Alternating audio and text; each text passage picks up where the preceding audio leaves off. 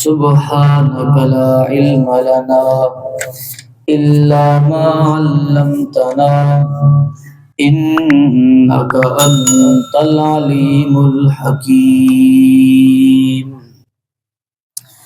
ہم نے اپنا درس یہاں تک پہنچایا تھا کہ مشرکین مکہ جب ہم نے ان کے عقائد سماعت فرمائے تو وہ اللہ کی خالقیت کے قائل تھے، اللہ کو واجب الوجود مانتے تھے، اللہ کو اس جہان کا نظام چلانے والا مصرف اور مدبر مانتے تھے، بارش برسانے والا، رزق دینے والا، دریائی مصائب میں نجات دینے والا۔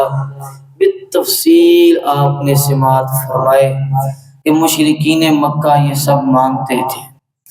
پھر جب ہم نے اعمال دیکھے تو حاجی بھی نہیں الحاج تھے، عمرے کئی کیے ہوئے تھے، حاجیوں کو ستو پلاتے تھے، حاجیوں کی خدمت کرتے تھے، اور یتیموں اور بیواؤں کا بہت سے مشرکین مکہ جیسے قیس بن سعد وغیرہ ان کا ساتھ دیتے تھے، یتیم خانے بنائے ہوئے تھے، پھر نکاح کرتے تھے، طلاق دیتے تھے، کفن و دفن، جنازہ، یہ سب کچھ ہوتا تھا جو ہم کرتے ہیں۔ فرق کہاں پر واقع ہوا؟ اختلاف اور نزاع کیا تھا کہ قرآن ان سب اعمال کے باوجود ان کو ابدی جہنمی کہہ رہا ہے، ان کو مشرک کہہ رہا ہے۔ قرآن ان کی نجات، ان کو نجات دہندہ کہنے کے لیے، نجات والا ماننے کے لیے تیار، دونوں صورتیں ماننے کے لیے تیار نہیں ہوا۔ تو ہم نے سماعت فرمایا تھا کہ اختلاف دو شقوں میں تھا، حضرت نوح علیہ السلام سے لے کر نبی کریم صلی اللہ علیہ وسلم تک تمام انبیاء کا اپنی اپنی امتوں سے جو اختلافی مسئلہ تھا، نزاع کا مسئلہ تھا، وہ دو شقیں تھی۔ پہلی تھی توحید فی الحاکمیت اور دوسری تھی توحید فی الالوہیت۔ پہلی کا مطلب یہ تھا کہ اللہ کے قانون کے علاوہ کسی بادشاہ، کسی ملک کا قانون نہیں چلے گا، یہ یوسف علیہ السلام جیل میں دعوت دے رہے ہیں۔ اور دوسرا یہ کہ اللہ کے علاوہ عبادت کے لائق بھی کوئی ہستی نہیں ہوگی۔ تو ہم توحید فی الحاکمیت کو سماعت فرما رہے تھے، بہت سارے ہم نے عنوان سماعت فرما لیے تھے۔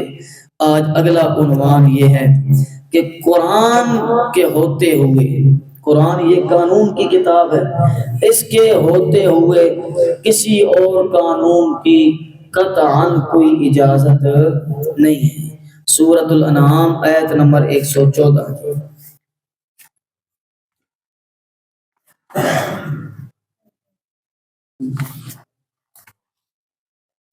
صفحہ نمبر بتاؤ جی۔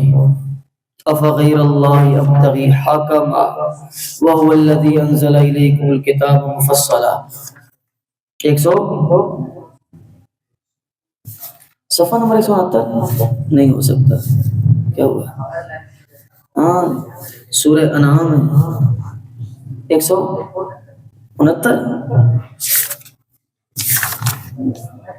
29 ہے، 169 کہاں سے؟ 129 نمبر صفحہ ہے، یہ 8واں پارہ شروع ہو رہا ہے اور اس کی 5ویں۔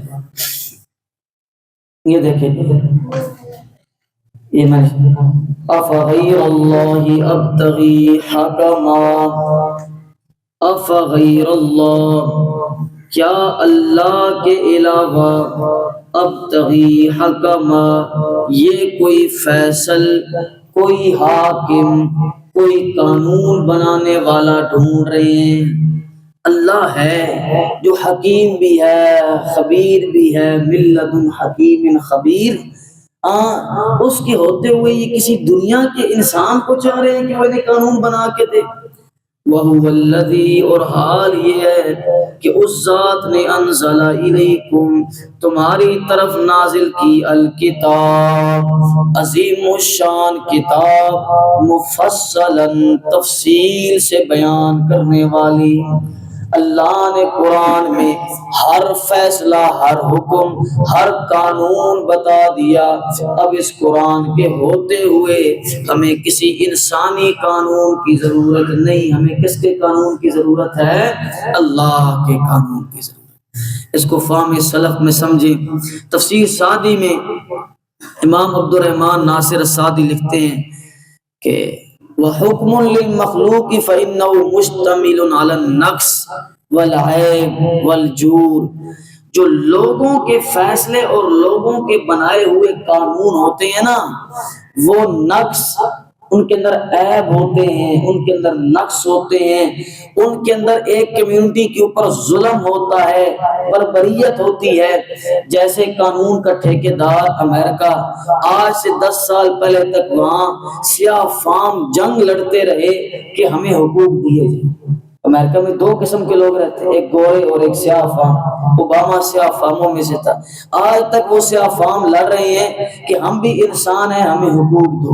محمد علی باکسر جو مسلمان ہوا تو اس کے مسلمان ہونے کی ایک وجہ یہ بھی تھی کہ اسلام میں اسلام ایسا مساوات والا دین ہے، اس میں گورا کالا، اس میں عربی اجمی، اس میں امیر غریب، اس میں سردار غلام، سب اللہ کے حضور برابر ہوتے ہیں۔ ایک ہی صف میں کھڑے ہو گئے محمود و ایاز، محمود غزنوی اور ایاز غلام ایک ہی صف میں کھڑے ہو گئے، باپ بیٹا، استاد شاگرد، پیر مرید، وزیر اور اس کا نوکر ایک صف میں کھڑے ہو گئے اللہ کے سامنے۔ ایک ہی صف میں کھڑے ہو گئے محمود و ایاز، نہ کوئی بندہ رہا نہ کوئی بندہ نواز، غلام اور آقا سارے ایک صف میں کھڑے ہو گئے۔ یہ اسلامی قانون کی امتیازیت ہے۔ تو علامہ سعدی یہی لکھ رہے ہیں کہ جو مخلوق کے بنائے ہوئے قانون ہیں وہ عیب پر اور ظلم پر مبنی ہوتے ہیں۔ وَإِنَّمَا الَّذِي يَجِبُ أَن يَتَّخِذَ حَاكِمًا، اور انسانیت کے لیے جس کا قانون ماننا واجب ہے، وَهُوَ اللَّهُ وَحْدَهُ لَا شَرِيكَ لَهُ، وہ اللہ اکیلا ہے، اس کے علاوہ کوئی شریک نہیں اس کے ساتھ، اور اس کے علاوہ کوئی قانون بنانے والا نہیں۔ لَهُ الْخَلْقُ وَالْأَمْرُ، پیدا کرنے والا جب وہ ہے تو نظام بھی کس کا چلے گا؟ اللہ ہی کا چلے گا۔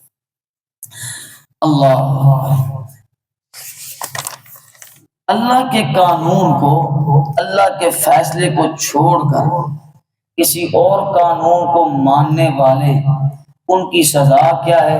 یہ اس آیت کے تحت سماعت فرمائیں۔ سورۃ النساء آیت نمبر 65 نکالیں گے۔ فَلَا وَرَبِّكَ لَا يُؤْمِنُونَ حَتَّى يُحَكِّمُوكَ فِيمَا شَجَرَ بَيْنَهُمْ، آیت نمبر 65 ہے جی، صرف 65، 5 پر جی، 81 صفحہ یہ جی۔ ایک بشر نامی منافق تھا، بشر نامی ایک منافق تھا جو زبان سے تو یہ کہتا تھا کہ میں نبی کریم صلی اللہ علیہ وسلم کو نبی مانتا ہوں، ہاں، یا ہم اپنی اس آیت کے تحت کہیں کہ میں اللہ کو ہی قانون ساز مانتا ہوں، نبی علیہ الصلوۃ والسلام کے ہی قانون کے مطابق چلتا ہوں۔ ظاہر مسلمان تھا، اندر سے وہ بے ایمان تھا، اندر سے وہ یہودی تھا۔ کیا ہوا؟ نبی اس کا جھگڑا ہو گیا ایک یہودی کے ساتھ۔ اب وہ تو بظاہر اپنے آپ کو مسلمان کہلاتا ہے، جب تنازع ہوا تو منافق کہنے لگا جو اندر سے یہودی تھا کہ ہم یہودی عالم کعب بن اشرف کے پاس جائیں گے اور اس سے فیصلہ کروائیں گے۔ جو یہودی تھا، جو ظاہر بھی یہودی تھا اندر سے بھی، اس نے کہا کہ دیکھو بھائی، تم تو اپنے آپ کو مسلمان کہتے ہو، کعب بن اشرف تو یہودی ہے، تو ہم ایسا کرتے ہیں تمہارے نبی سے فیصلہ کرواتے ہیں، مجھے ان پر زیادہ اعتماد ہے اپنے یہودی عالم سے۔ یہ صداقت کی علامت ہے۔ ہاں آئے نبی کریم صلی اللہ علیہ وسلم کے پاس، اب کیا ہوا، نبی کریم صلی اللہ علیہ وسلم نے جب پوری صورتحال سنی تو آپ نے اس یہودی کے حق میں فیصلہ کر دیا جسے اعتماد تھا کہ نبی علیہ السلام انصاف پر مبنی فیصلہ کریں گے، اس منافق کے حق میں فیصلہ نہیں کیا۔ اب کیا ہوا، جب وہ محفل سے باہر نکلے نا، مسجد نبوی سے باہر، تو اب بشر نامی منافق کہنے لگا نبی کریم صلی اللہ علیہ وسلم کی مصروفیات ہوتی ہیں، ہاں آپ مصروف بندے ہیں، کبھی آپ صلی اللہ علیہ وسلم پوری صورت نہیں سن سکتے، تو ہم ایسا کرتے ہیں کہ ہم یہی فیصلہ حضرت عمر سے بھی کرواتے ہیں۔ اب وہ جو یہودی تھا وہ کہنے لگا جب اللہ کے نبی نے فیصلہ کر دیا تو مناسب نہیں کہ ہم حضرت عمر سے کروائیں، کہتا ہے نہیں چلیں گے۔ اب وہ چل پڑے دونوں، جا کے حضرت عمر کا دروازہ کھٹکھٹایا اور حضرت عمر رضی اللہ تعالیٰ عنہ باہر آئے، ان سے کہنے لگے کہ ہمارا یہ مسئلہ ہے، آپ فیصلہ فرمائیں۔ یہودی بول اٹھا جو اصلی یہودی تھا، کہنے لگا ہے عمر آپ کے نبی میرے حق میں فیصلہ کر چکے ہیں ابھی، لیکن یہ بندہ مطمئن نہیں ہو رہا، یہ مسلمان ہے اور مطمئن نہیں ہوتا، یہ کہتا ہے کہ نہیں ہم حضرت عمر سے بھی فیصلہ کروائیں گے۔ حضرت عمر نے کہا کر دیتے ہیں فیصلہ، مسئلہ ہی نہیں، ادھر کھڑے ہو میں آ رہا ہوں۔ اندر گئے اور اپنی تلوار لے کر آئے اور اس بشر نامی منافق کی گردن اڑا دی اور کہنے لگے جو اللہ کے نبی کے فیصلے کو نہیں مانتا یا اللہ کے نبی کے فیصلے کے بعد عمر سے فیصلہ کروانے آئے گا تو پھر عمر کی تلوار اس کا فیصلہ کرے گی، کیونکہ قانون ساز کون ہے؟ اللہ، اور اللہ ہی وحی کے ذریعے اپنے پیغمبروں کو اپنے فیصلے اور اپنے قانون بتاتا ہے۔ اب جو اللہ کے قانون کو نہیں مانتے، پھر اللہ نے ان کی درگت بنائی۔ اب آیت سنیں، یہ آیت نمبر 65، اللہ ہمیں محفوظ فرمائے، سنیں بڑی سخت آیت ہے۔ فلا وربک، فلا وربک، میرے محبوب صلی اللہ علیہ وسلم تیرے پروردگار کی قسم ہے، ہاں اے میرے محبوب، رب کہتے پالنے والا، مکہ میں یتیم رل جاتے ہیں، آپ کو ہم نے نبی اور سردار بنا دیا، آپ کو نبی اور سردار بنانے والے رب کی قسم ہے، لا یؤمنون، یہ ایمان والے نہیں ہو سکتے، ایمان والے نہیں ہو سکتے، حتی یحکموا، یہاں تک کہ آپ کو فیصل مان لیں، آپ کو جج مان لیں، آپ کو قانون ساز مان لیں، فیما شجر بینہم، ان مسائل میں جو ان کے درمیان اختلافی ہو جاتے ہیں۔ جب بھی کوئی اختلاف پڑا، جب بھی ملک کو کسی نئے قانون کی ضرورت پڑی تو فیصلہ کون کرے گا؟ اللہ کرے گا، اور اللہ کے نبی کی سنت اور حدیث کرے گی۔ تو فلا وربک، یہ ایمان والے ہو ہی نہیں سکتے یہاں تک کہ یہ آپ کو کیا نہ مان لیں، فیصل اور جج نہ مان لیں۔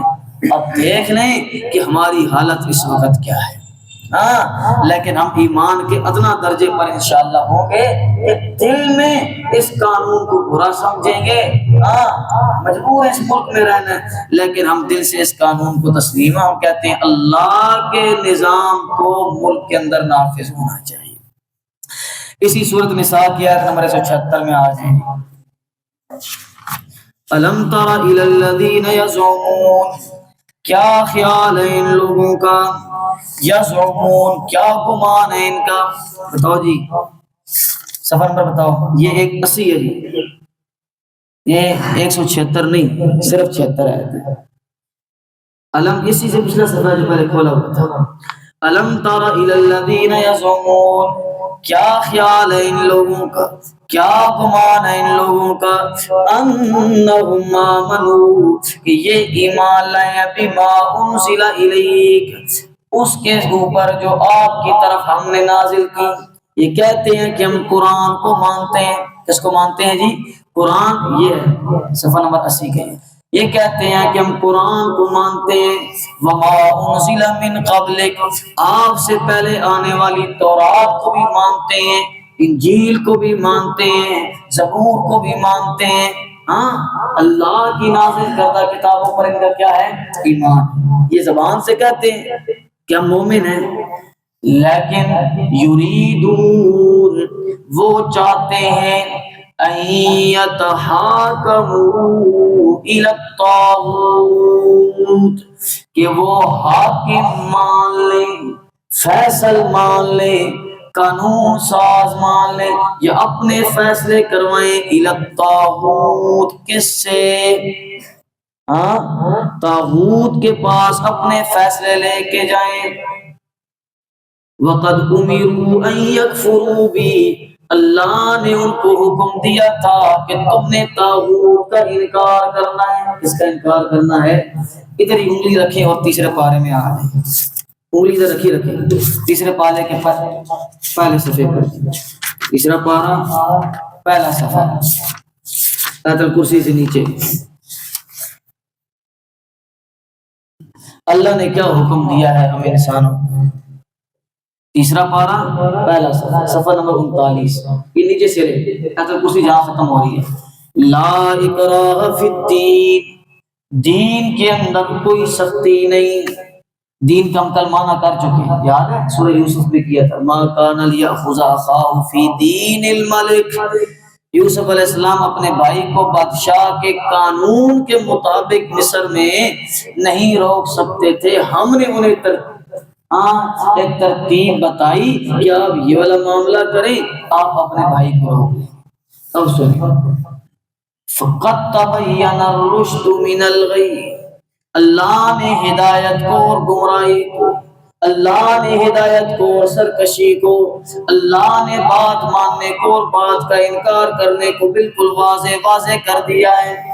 فَمَن يَكْفُرْ بِالطَّاغُوتِ، اب جو بندہ طاغوت کا انکار کر دے، اس کا طاغوت کا انکار کر دے، وَيُؤْمِن بِاللَّهِ، وہ ایمان لے آئے اللہ پر، فَقَدِ اسْتَمْسَكَ، تحقیق اس نے تھام لیا، بِالْعُرْوَةِ الْوُثْقَىٰ، مضبوط کڑے کو۔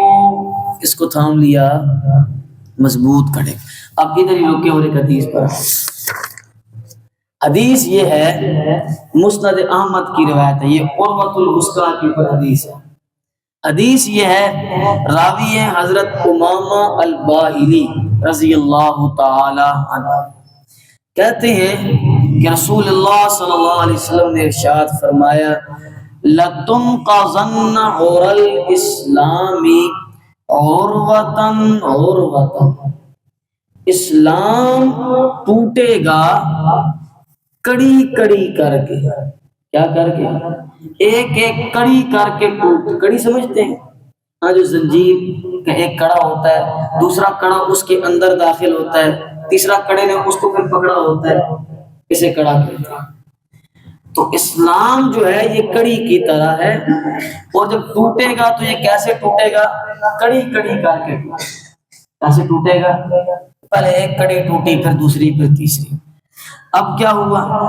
فَكُلُّ مَا، جب کبھی انتقضت عروہ، ایک کڑی ٹوٹ جائے گی نا، تو لوگ کیا کریں گے؟ پکڑ لیں گے اس کی نیچی والی کڑی۔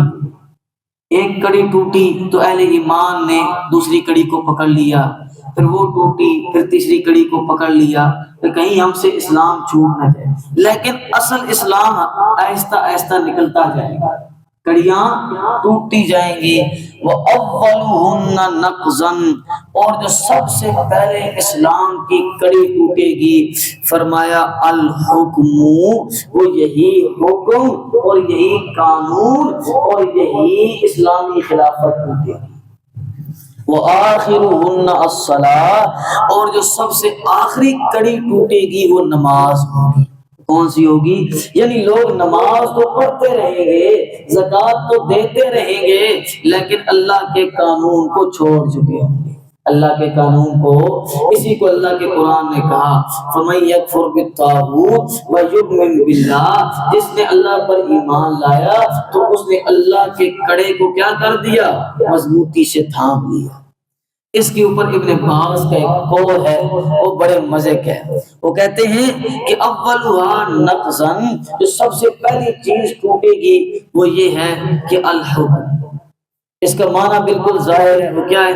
وَهُوَ عَدْمُ الْحُكْمِ بِشَرْعِ اللَّهِ، وہ یہ ہوگا کہ فیصلہ اور قانون اللہ کی شریعت، اللہ کے قانون سے ہٹ کے بنایا جائے، جیسے آج ہماری پارلیمنٹ میں بن رہا ہے، اسی کو کہتے ہیں هو الواقع اليوم فی غالب الدول المنتصبة للاسلام، یہ آج یہی سب کچھ ان ملکوں میں ہو رہا ہے جو اسلام کے نام پر بنے ہیں۔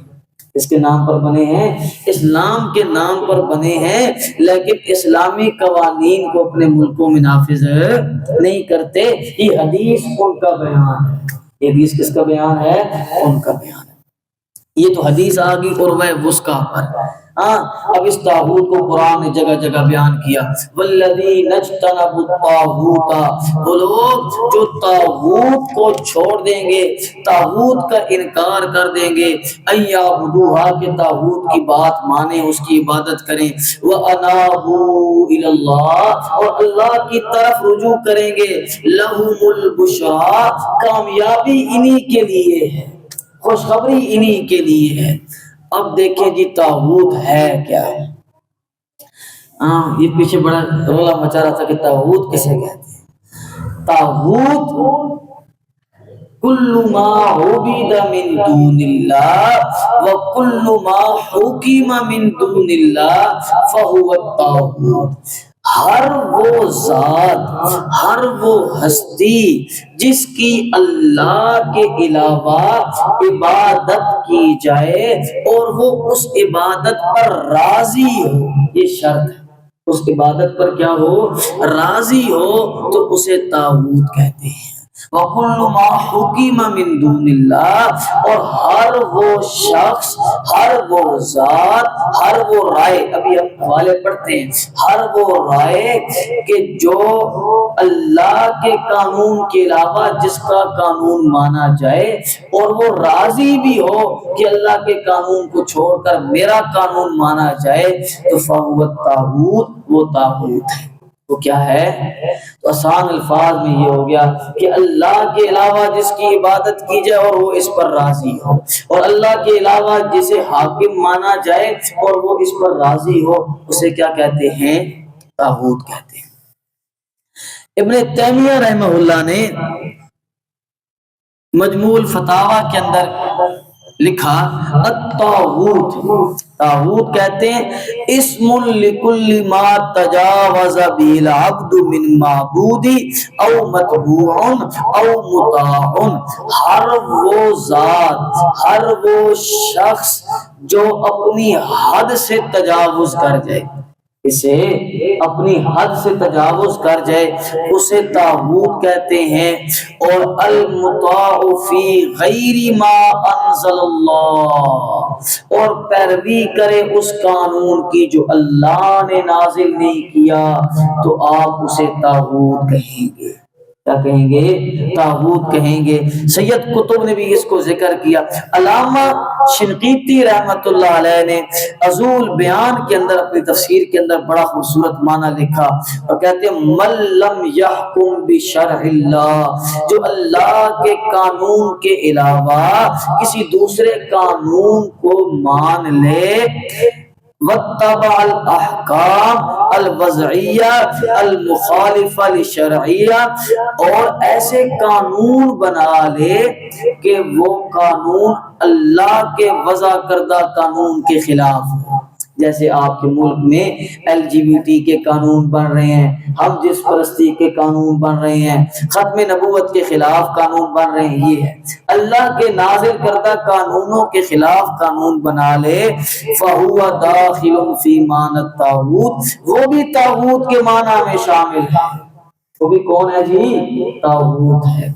اور امام رازی نے تفسیر کبیر کے اندر یہی معنی کیا، کل من حاکم بغیر حکم اللہ، ہر وہ ذات، ہر وہ قانون، ہر وہ حکومت جو اللہ کے قانون کے علاوہ کوئی قانون سازی کرے گی، او دعا الی غیر دین اللہ، یا اللہ کے قانون کے علاوہ کسی جمہوری قانون، کسی کمیونسٹ قانون کی طرف بلائے گی، او اباح ما حرمہ اللہ، یا اللہ کی حرام کردہ چیزوں کو حلال کر دیں گے، جیسے آج سود حلال کیا ہوا ہے، اور آپ کے حکومتوں کے ارکان پارلیمنٹ میں کھڑے ہو کے کہتے ہیں کہ شراب اس دور میں حرام اس لیے کی گئی تھی کہ اس کے بنانے کے طریقے گندے تھے، وہ صحت کے لیے مضر تھی۔ آج کل شراب فلٹر سے بنائی جاتی ہے، صحت کے لیے اچھی ہے، لہٰذا اس کو حلال کیا ہے۔ یہ اسلامی ملک کے اندر کھڑے ہو کے پارلیمنٹ میں بندہ بیان دے رہا ہے۔ تو یہی علامہ راضی کہہ رہے ہیں، او حرم ما اباح اللہ، یا اللہ کی حلال کردہ چیزوں کو حرام کر دے، فہو الطاغوت، وہ طاغوت ہے۔ اور اس دن میں نے آپ کے سامنے ایک بہت بڑا جملہ بولا تھا، اسی لفظ پر اگر آپ کو جملہ یاد ہو، بہت بڑا جملہ ہے وہ، کہ اللہ کے قانون کے مقابلے میں اللہ کے پیغمبر کو بھی قانون سازی کرنے کا حق نہیں ہے۔ بہت بڑا جملہ ہے، اللہ کے قانون کے مقابلے میں اللہ کے پیغمبر کو بھی اپنی طرف سے کوئی قانون بنانے کا ارادہ اختیار ہے۔ یہی بات امام راضی لکھ رہے ہیں۔ آپ کے سامنے میں نے آپ کے سامنے میں نے پیش کیا تھا، یا ایھا النبی لم تحرم ما احل اللہ لک، اللہ کی حلال کردہ چیزوں کو پیغمبر اپنے اوپر حرام کر رہے ہیں۔ اللہ کہہ رہے ہیں میری حلال کردہ چیز کو پیغمبر حرام کیا تو کیا کیوں؟ اللہ اکبر۔ تو یہ ہو گیا جی طاغوت کا معنی۔ امام شوکانی نے وہاں بالکل اپنی تفسیر کے اندر واضح احکام القرآن کے اندر عبارت نقل کی ہے کہ جو اللہ کے قانون کے علاوہ کسی کا قانون مانے، اور وہ قانون کسی شخص کا ہو، کسی حکومت کا ہو، شیطان کا ہو، او رائین، یا کوئی ایک نظریہ ہو جو اللہ کے قانون کے خلاف ہو، تو سب کچھ طاغوت ہے۔ اور طاغوت کا انکار کرنا ہی ایمان کی شرط اول ہے۔ اس کو اللہ کے قرآن نے بیان کیا کہ کیا خیال ہے ان کا، اب آ جائیں سورہ جو نساء کھولی ہوئی تھی، کیا خیال ہے ان لوگوں کا کہ یہ ایمان رکھتے ہیں قرآن کے ساتھ بھی، سابقہ کتابوں پر ایمان کے دعوے دار بھی ہیں، اور یریدون ان یتحاکموا الی الطاغوت، اور چاہتے یہ ہیں کہ یہ قانون بنوائیں کس سے؟ طاغوت سے۔ کس سے بنوائیں؟ طاغوت سے۔ امریکہ کی پارلیمنٹ میں، اقوام متحدہ میں قانون پاس ہو اور وہ آ کے تمہارے ملک میں نافذ ہو جائے۔ وقد امروا ان یکفروا بہ، حالانکہ اللہ نے یہ حکم دیا تھا کہ طاغوت کا کیا کرنا ہے؟ انکار کرنا ہے۔ طاغوت کا کیا کرنا ہے؟ انکار۔ یہ آج ایک عنوان ختم ہو گیا۔ کل ہم یہ عنوان سماعت فرمائیں گے کہ جتنے بھی اللہ کے پیغمبر آئے، الوہیت پر تو بعد میں آئیں گے، جتنے بھی اللہ کے حضرت نوح علیہ السلام سے ہم شروع ہوں گے اور نبی کریم صلی اللہ علیہ وسلم تک، تمام انبیاء نے اپنی اپنی امتوں کو یہ دعوت دی کہ اے امت والو، ان بادشاہوں کے قانون چھوڑ کے امرت ان اکون من المسلمین، مجھے حکم دیا گیا ہے کہ میں مسلم ہو جاؤں، میں اللہ کا فرما بردار بنوں، کسی اور کا قانون نہ، کسی اور کا قانون ہے۔ اور سارے پیغمبر نوح علیہ السلام سے لے کر نبی علیہ السلام تک سارے انبیاء کی بعثت کے صرف دو مقصد، ایک حاکم اللہ کو منوایا جائے، دوسرا الہ کس کو منوایا جائے؟ اللہ کو۔ وگرنہ عام مشرکین مکہ، ہر دور کے مشرک اللہ کو کیا کرتے تھے؟ مانتے تھے، اللہ کی صفات کو بھی مانتے تھے۔ اللہ تعالیٰ ہمیں عمل کرنے کی توفیق عطا فرمائے۔